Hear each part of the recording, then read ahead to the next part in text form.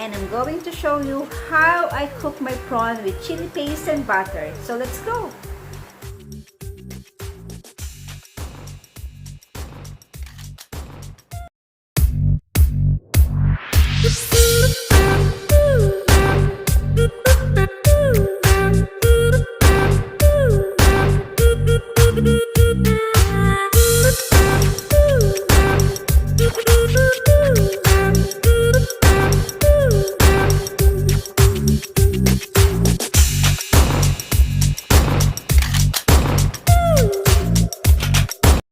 Ingredients, we have the prawn, the chopped onions, the minced garlic, green peppers, ginger, chili paste, salt to taste, butter, and don't forget Sprite. Lagyan natin ng Sprite ang ating pan.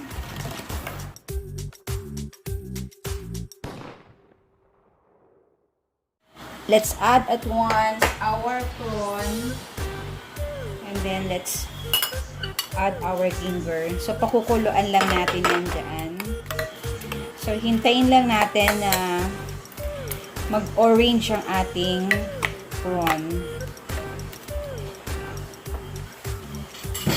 And then, we will now add a pinch of salt to taste. That's it, guys. Let's wait lang na maluto.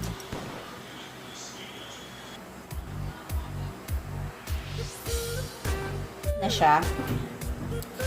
So, saglit lang yan. Mga 1 minute sa kabilang side. And then, pag pinlift nyo, another 1 minute. So, kita nyo, ang bilis magluto ng prawn. Actually, favorite kong lutuin ng prawn kasi madali siyang i-prepare. So, ayan guys, hahanguin natin siya kasi magigisa na tayo or magsusutay tayo ng butter and garlic.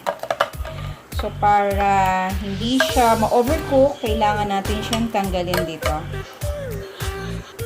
At medium heat, magsusutay na tayo. So, butter. Ito na yung butter.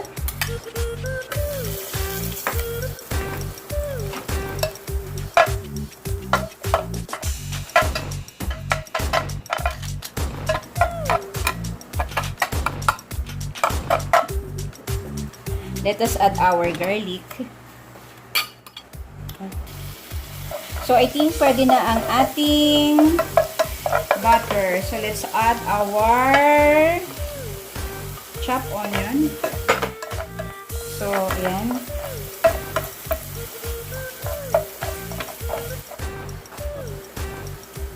And now, let's add our prawn again. Next is i-add na natin ang ating chili paste.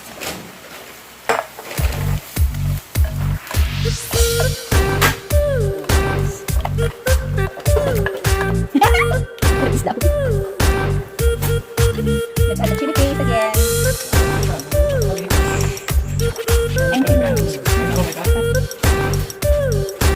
And then lastly, we're gonna sprinkle our green peppers. So, that's it. And it is now ready.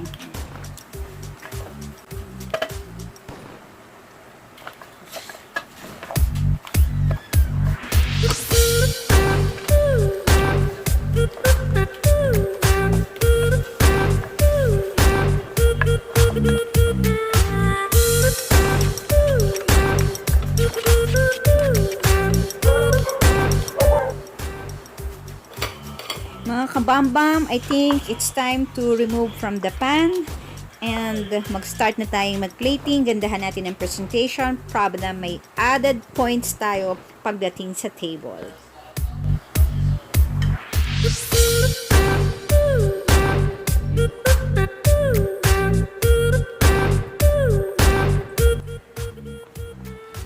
And I'm done.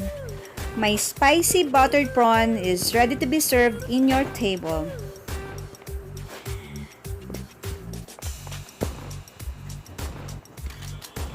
try this recipe in your kitchen and let me know how do you find this recipe by commenting down below. And if you're new here, it's time to subscribe in our channel and don't forget to ring that bell for notification. This is Bumblebee mga kabambam. I'll see you in our next vlog. And before my video ends, I would like to shout out to my friends Ray and Arlene from Saudi Arabia. He is a YouTuber. And of course, another one, Mark Alonel Cadena, Filipino worker in Kuwait. See you soon!